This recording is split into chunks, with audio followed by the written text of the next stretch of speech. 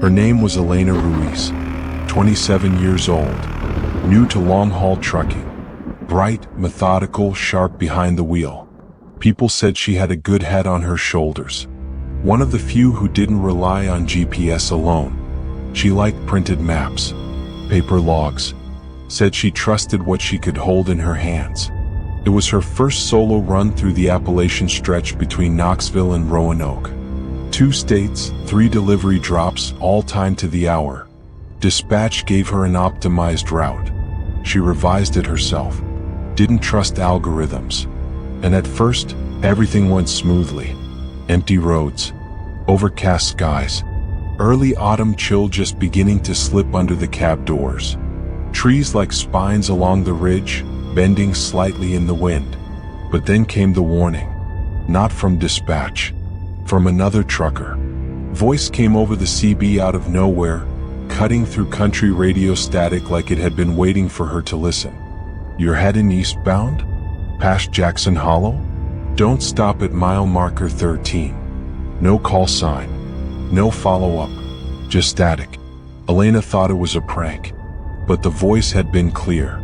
Too clear. She wrote it down. Mile marker 13. Didn't even know if it was real. Just a number. But truckers are funny about numbers. You spend enough nights behind the wheel and numbers start to feel like landmarks. A mile marker isn't just a count. It's a place. And some places don't want to be counted. She forgot about it for a while. Roads narrowed. Guardrails bent like they'd been hit and never fixed. The trees leaned closer, like they were eavesdropping. She passed mile 11, then 12. A small itch rose in her neck, like a voice she hadn't heard in years was trying to whisper from somewhere beneath her skin. The road dipped, curved around a bend lined with mist and leaves the color of dried blood. And there it was, mile marker 13. Bent, rusted, barely standing. And behind it, nothing. Just a small gravel pull-off, and trees so tightly packed you couldn't see 10 feet into the woods. She slowed, not because she meant to, but because something in her foot let off the gas. She told herself she was just tired. Eyes strained. Too much coffee, not enough sleep. But the truck rolled forward. Slower, slower, until it stopped, right in front of the marker. The engine didn't stall. The dash stayed lit, but nothing moved. Her hands, her legs, frozen, like something was holding her in place. She looked at the CB. The radio flickered, then changed stations on its own. Stopped on an old blues song she didn't recognize. A woman's voice, faint, shaky, singing words she couldn't make out. Then, the song stopped. Dead air. Then a voice, not the same one from before. This one was lower, slower. It always begins here. The engine cut. Silence pressed in from all sides. And for the first time, Elena noticed something that hadn't been there before. A child, standing on the shoulder, maybe 8 or 9 years old, pale clothes, barefoot, face turned away. She blinked. He was gone. She blinked again. The passenger side mirror fogged over, and in that fog, drawn with a fingertip, were the words, "Follow the curve." She turned the key. Nothing. Again. Nothing. The CB sputtered back to life. White noise. Then the original voice from earlier, the one that had warned her. You stopped. Then silence again. The fog cleared from the mirror on its own. The child reappeared. Closer. Standing just outside the driver's side door. Staring up at the cab. No expression. No blink. Just still. Watching. The curve of the road ahead stretched into a tunnel of trees. Elena didn't want to follow it. But the truck was rolling again. Slowly. Without her hands on the wheel. Without her foot on the pedal. She reached for the brake. It was stiff. The dash flickered. And the music returned. Same woman. Only this time the words were clear. Round you go, down and down, where time don't touch and light don't sound. The trees closed in. Her hands still frozen on the wheel. Eyes wide. Staring at a road that no longer curved. but circled, back into itself, back toward mile marker 13. And ahead of her, the child waited, in every direction. Elena didn't remember accelerating, but the trees were blurring past her now, fast, too fast for a gravel road. The curve should have ended, should have straightened out, but it didn't. It just kept bending, deeper and deeper, until the world outside looked like it was folding in on itself. She checked the GPS. It had updated, but the map was wrong. There were no towns, no markers, no routes, just a single road, spinning in a loop, one closed circle, and at the bottom of the screen a message: recalculating, recalculating, recalculating. The voice from the GPS tried to speak, but the words were scrambled, gurgled, like the device was underwater. Elena unplugged it. Nothing changed. The screen stayed on, still pulsing. The CB hissed once, then went silent again. She tried her phone. No signal. Tried again. Still nothing. The battery percentage dropped from 52% to 18% in a blink, then to 3%. Then it died completely. She looked up. The road ahead hadn't changed. Still the same curve.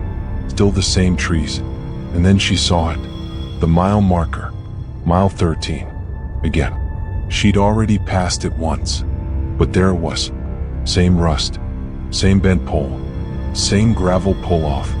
She glanced behind her. Nothing but trees. No curve. No bend. Just forest swallowing the road. Her hands started to sweat. She turned on the wipers out of reflex. They dragged slowly, leaving streaks across the glass. That's when she looked at the dashboard clock. 3:13 a.m. It had said that earlier, nearly an hour ago. She hadn't checked it since, but it hadn't changed. Still 3:13 a.m. She reached up, turned the dial on the truck's radio. Every station she hit was empty, except one. The same song. That woman's voice, soft, whispering, singing the same words she couldn't fully understand. Except now it sounded like it was being sung right behind her. She shut it off. Dead silence. Then a loud thud from the roof, like something had landed there. She stared upward, heart thudding. Another thud. Heavier. Closer to the windshield. Then nothing. Until the windshield fogged again. Slowly. And this time a new message appeared. One more time around. She screamed. Slammed the brakes. The truck groaned and skidded across the gravel. It came to a halt. Smoke curling from the tires. She jumped out. Hit the ground hard. Gravel bit into her knees. She staggered back, staring up at the cab. No one was there. The seat was empty. Her door had been shut, but now it was wide open, swinging gently in the wind. She grabbed the side mirror to steady herself, looked into the glass, and froze. Her reflection wasn't moving. It stared back at her, blinked slowly, tilted its head, and smiled. She stepped back, fall, hit the ground hard. The reflection vanished. When she got back into the cab, the radio was on again. This time a man's voice. Come. Familiar. Her father. But he'd been dead for years. You shouldn't have stopped me, Hija. The lights inside the cab flickered, then turned red. A glow filled the cabin like brake lights were trapped inside the walls. She screamed, slammed the gear shift into reverse, backed out, turned, drove, hard, tires screeching across the bend. She didn't know where the road led, just that it needed to be away. But 20 minutes later, there it was again. The sign. Mile marker 13. Same post. Same gravel. Same child. Only now he was smiling too. The road was a loop. The time was a lie. The forest had no exit. She checked her phone one last time. Dead. And on the black screen faintly, a reflection. Not hers. A face. Pressed against the glass. Watching from inside the phone. A face she hadn't seen in years. Her own. But younger. Eyes wide. Terrified. Begging. And just behind that face, two hands, reaching, slowly pulling her backward, into the dark. Elena didn't remember blinking, but when her eyes focused again, the trees were closer, too close. Branches curved inward like the road was being swallowed. The sky had faded to a color that didn't have a name, somewhere between purple and gray and dead. The dashboard still said 3:13 a.m. The same loop, over and over. Her hands trembled on the wheel. That same blues song, now slowed, warped, played from the radio, until a shape appeared, dead center of the road. A child, the same one, small, still, facing her this time. Eyes wide, mouth slightly open, pale skin glowing in the headlights. She screamed, swerved hard right. Tires screeched. The truck fishtailed, trailer tipped, and then, impact. Glass shattered, metal screamed, then silence. Smoke filled the cab. Elena's vision blurred. Blood trickled down from her forehead into her eye.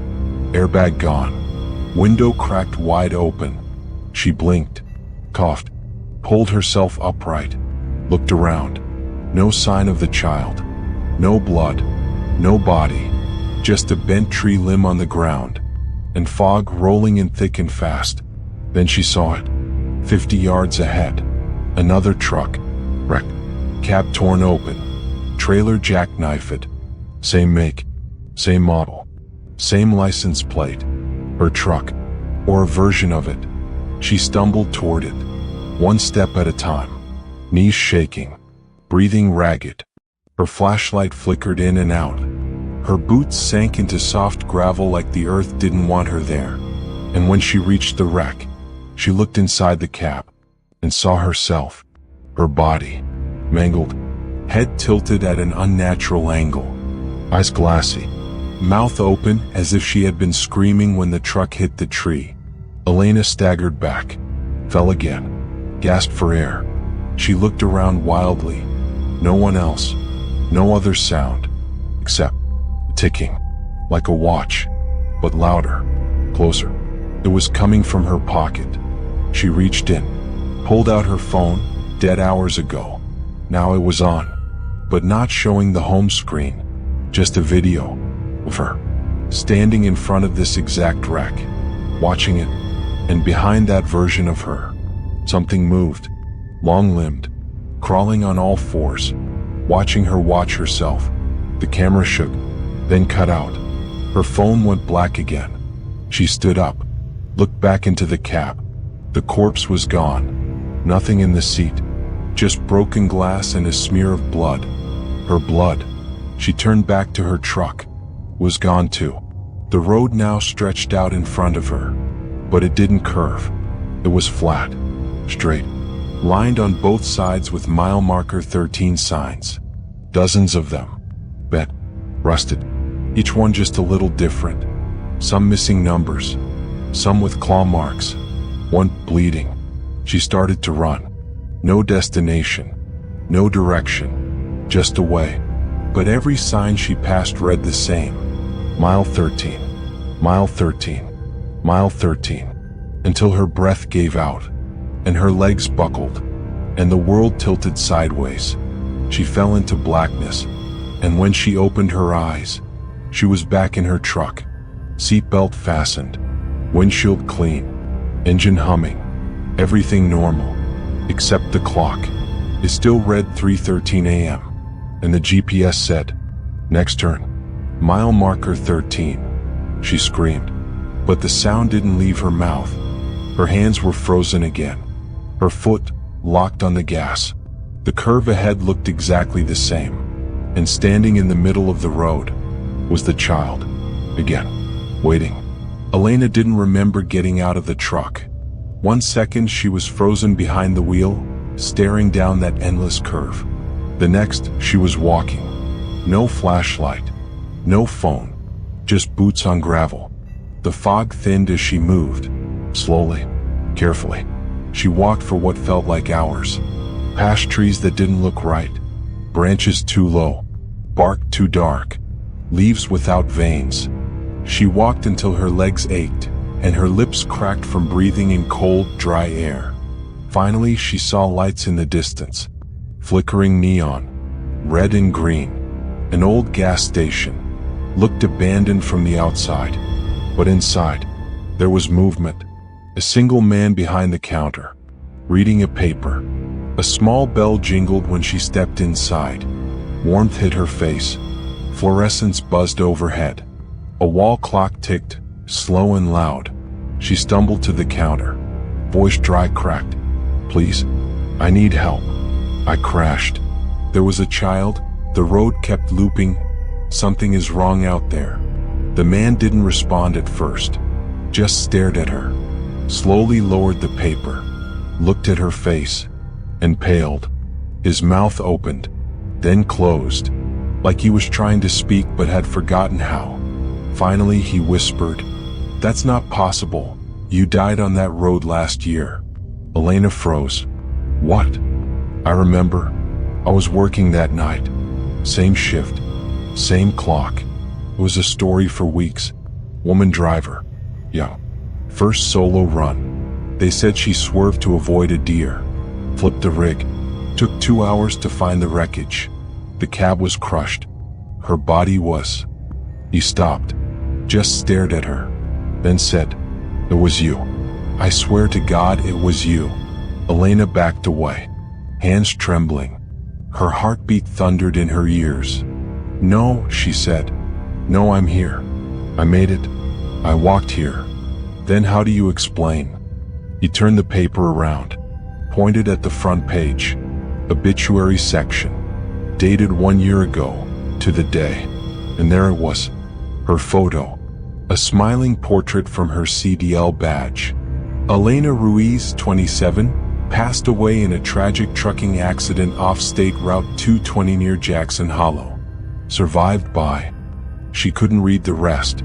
Her knees buckled. The clerk rushed to steady her. But when his hand touched hers, he flinched, pulled back fast, looked at his fingers. "You're cold," he said. "Ice cold." Elena looked down at her own skin. Pale. Almost blue. She ran to the bathroom mirror, flipped on the light, and stared. The woman in the mirror was her, but not her now. Her skin had no glow. Her breath didn't fog the glass.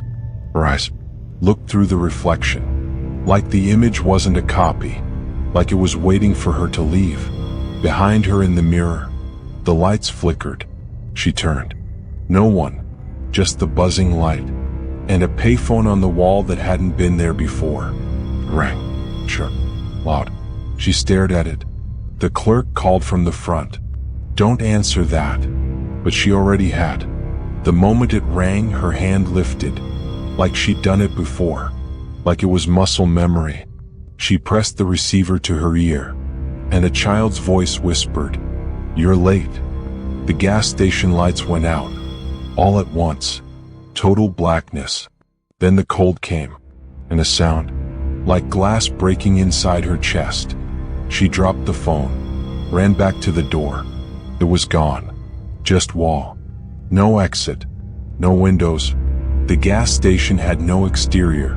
She turned. The mirror was glowing now. From behind the glass, a reflection stared at her. But it wasn't mimicking her anymore. It was grinning, holding something in its hand. A map. And on it, only one road. And one word. Return. The lights blinked once, and she was back. In the truck. Engine idling. Fog outside. And the clock blinking. 3:13 a.m. And up ahead, the curve. Mile marker 13. Waiting.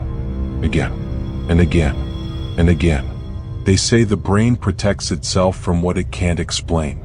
That it files certain experiences away, not as memory but as silence.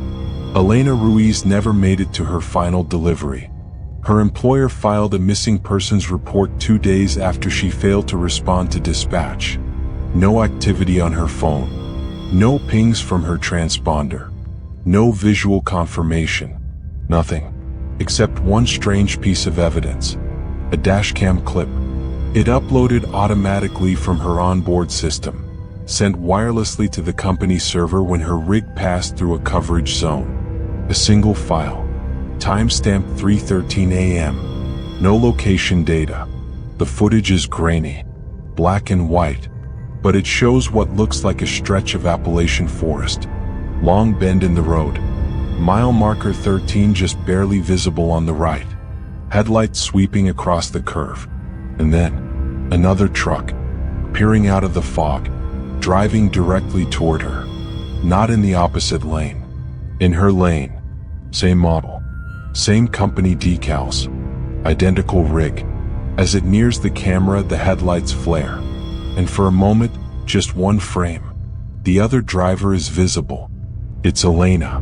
But not Elena. Her face stretched, blank. Eyes blacked out like holes burned into film. Her mouth is open, screaming. But there's no sound. Just static. Then the screen blinks, and both trucks are gone. The feed ends. The company flagged the video as corrupted. Archived it.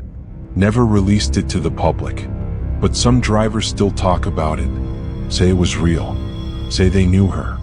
Say they've seen that road. One driver, older guy, goes by Tanner, swears he passed a young woman just outside Jackson Hollow 2 months ago. Said she looked lost. Like she hadn't slept in days. Said she flagged him down. He stopped. Rolled down the window. She said, "Don't follow the curve." Then vanished. Just gone. No tracks. No dust kicked up. Just silence. Tanner says he avoided that mile marker ever since. Doesn't let his radio stay on channel 13. Turns his GPS off at night. Because sometimes, it reroutes him to nowhere. And the clock blinks 3:13 a.m. People say you can still see the doppelganger truck on foggy nights. That it doesn't cast light on the trees. That it moves like film run in reverse. That it has no plate. Just a handwritten sign taped to the rear window. Return. And those who pass it say they feel something strange. Like being watched. Like being remembered. Like being pulled into a memory that wasn't theirs to begin with. A few even claim they've seen themselves behind the wheel. Just for a second. Right before the curve. And the next day, they find fingerprints on the inside of their mirror. From the wrong side. So now, if you're ever heading through the Appalachians after midnight, and the fog gets thick, and your GPS resets, and you pass the same tree twice, look for the mile marker. If it says 13, don't stop, don't wave, don't listen, because Elena isn't lost. She isn't stuck. She's still driving, around that same bend, waiting for someone to look too long, or stop too soon, or miss their exit. And when they do, they won't be alone. They'll have company. Their own. A place that doesn't exist on the map, but haunts the roads of those who travel too far. But what if it's not just a mile marker? What if the road itself remembers and waits for those who pass it? Have you ever encountered a place that shouldn't be there? A sign that keeps calling you back? Share your own encounter in the comments below. And if you've ever driven through a cursed road, we'd love to hear your story. Don't forget to subscribe for more chilling stories that will make you rethink every route you take.